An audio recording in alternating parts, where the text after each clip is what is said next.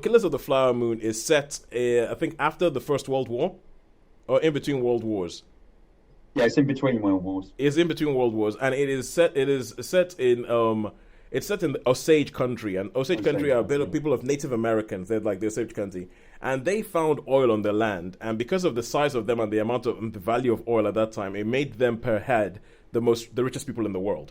Because they all of a sudden they had all this oil. It was on their land. If anybody wanted the oil, they had to come deal with the Osage people, and this film is about the real life evidence that happened, where people started killing off the Osage people so they could get to the oil. Because if they kill them, if there's no Osage people, then you can go claim the oil.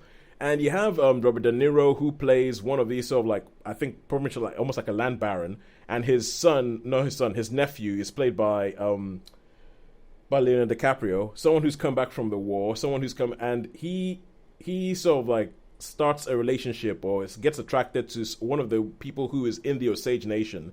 And Robert De Niro's character immediately looks at it and goes, I could use this, and uses that as a way to get into the Osage Nation. And it's when they say Killers of the Flower Moon, is about the Osage people getting killed off for their oil. That is what I understand to the story to be. That's the sort of rough premise of it. Yeah, there's more of a sort of love story because, like you say, he's sort of mani- Leonardo DiCaprio, I think, plays a great part because he sort of his uncle's manipulating him, whereas actually he although he does, because his uncle's very influential. Yeah. He does actually, or I felt, I don't know if Ollie felt the same way. He does actually really love his wife, and vice versa, and she's really forgiving and everything. And I thought that was such a good.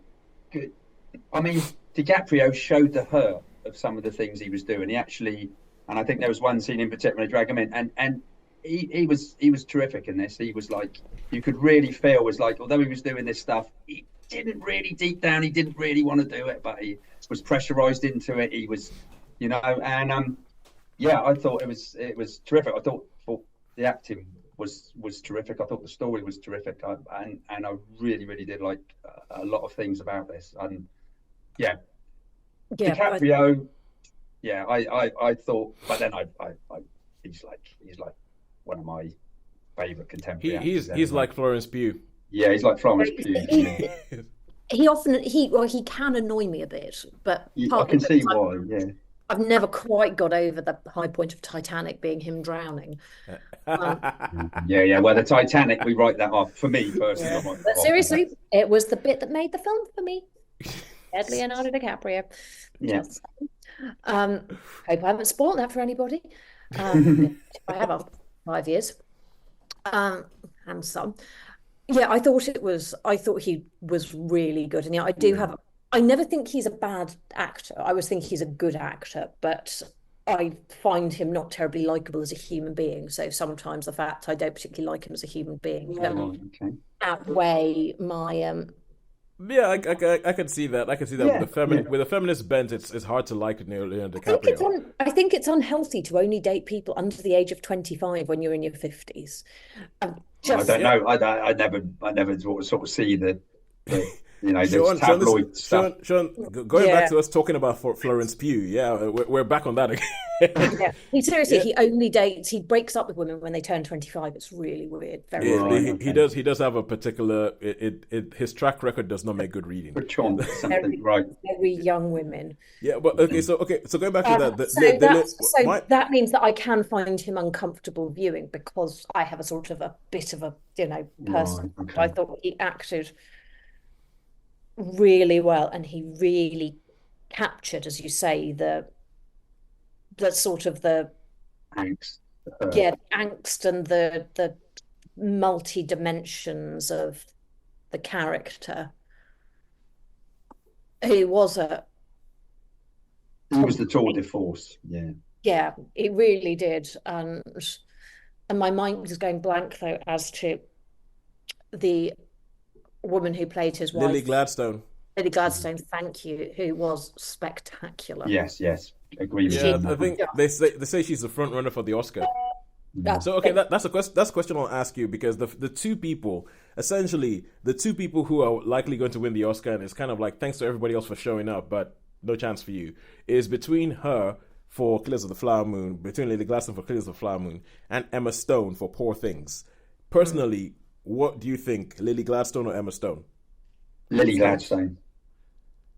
I'm torn because I thought they were both brilliant, but very different. I'm probably leaning Lily Gladstone, All right. but Okay, cool. I cool. would be very happy with either. Yeah, yeah. Because Be quite interesting to give a couple of Oscar predictions if we can. Are we allowed? A bit later. Okay, I'll tell you what, Sean. We'll give some Oscar predictions after this, but let's finish talking about Killers of the Flower Moon first, and then we'll do some of that. Yeah. Okay. So Holly, continue. Killers of the Flower Moon. Anything else? So I thought it was a beautifully shot film. It was very well acted. As one would expect for Scorsese, it was a bit long, but you don't go into a Scorsese film expecting it to be anything other than needing a little bit more trimming than it gets. It could have been a little bit shorter, but that doesn't take away from the fact that it is superb. I'm glad I watched it sitting on the sofa rather than in the cinema, because I think I'd have got ants in my pants in the cinema. So it's actually longer than Dune Part 2, isn't it? Mm-hmm. And it feels feels longer than because I think it's Dune Part 2. I know it's about 2 hours 40 minutes, and I was quite pleased. It didn't feel as long as that to me. Yeah, not even vaguely.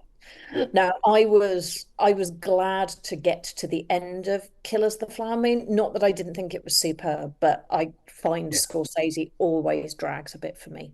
Totally with you on that one. With you on that one, Holly. It's like the my I say literary. The Irishman. Is that The Irishman was way too long. It was way too long. Well, I have this bugbear about J.K. Rowling. Hear me out. Who, in the early Harry Potter books, they were really well edited. Yeah, so had an editor, and then it got popular and successful. The editing, and so they become too long. And I think the same has happened with Scorsese. They stopped basically saying, enough now, put it down, you're being self-indulgent. And I think the same has happened with Quentin Tarantino. I know Sean disagrees with me. I agree. No, I must say, I tell you what, I will concede the point that some of them, probably for me, Inglourious Bastards always seems a bit long for me. Yeah.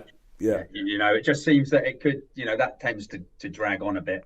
Yeah, it's like you could have trimmed half an hour of that. Yeah. And it's that point of like fame. People stop saying now.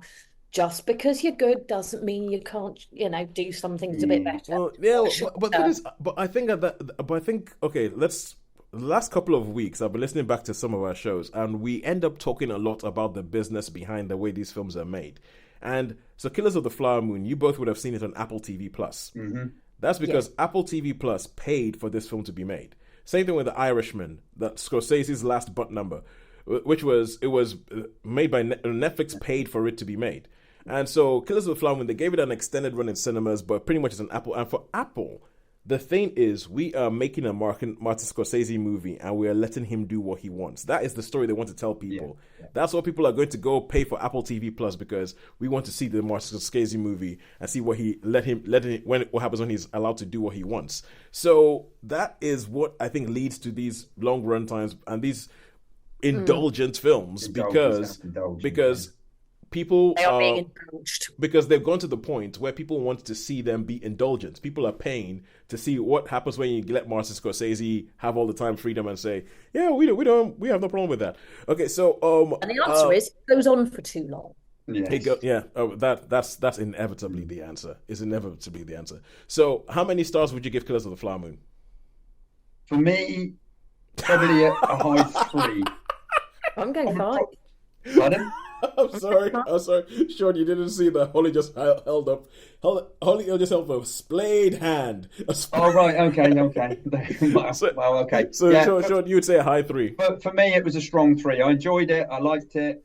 I thought DiCaprio, he deserves it. For me, he deserved the Oscar out of, for to be fair, I would actually say for me it's a high 4, but I'm always a bit more enthusiastic. Generous. Yeah, that's right. Yeah, no, I know, Holly, but if you keep going 5, there's nowhere else to go. This You are is going true. to, Yeah, you're going to no, find a film that is better than Killers of the Flower Moon, that doesn't have its long there time are. running, that doesn't drag. And But I've already done it with Dune today. Dune 2 today. No, I think I think it's a very strong 4. If it hadn't dragged. okay. Yeah. For me, it's the length. The length. I mean, I thought it was a good film. I thought it was good performances. I liked the story. I maybe didn't. De Niro wasn't quite on song, but for me, it was it was watchable. It was really good, but it did seem a little bit too long. Similar thing with The Irishman. I think he needs to trim him a little bit. So yeah, for me, it's a high 3. For me, it's a high 3. I fell asleep watching The Irishman twice. I watched it. I think I watched The Irishman over 3 days. So, which I think is the way it should have been done. Make a TV series. It's better than my watching of JFK going back 30 years, 28 years, where it took me at least 3 watches because I kept falling asleep pretty much at the same point. I just couldn't do it. I still can't. That sounds like me trying to read Lord of the Rings for the first time. I got stuck on the Council of Elrond for a year. I eventually just came back, skipped like 10 pages, and then finished the book. So, okay. But it's good because it's good to hear. It's good to hear about the what you guys said, because the problem I have a problem with something like Killers of the Flower Moon is because it's based on history. It's based on a historical thing.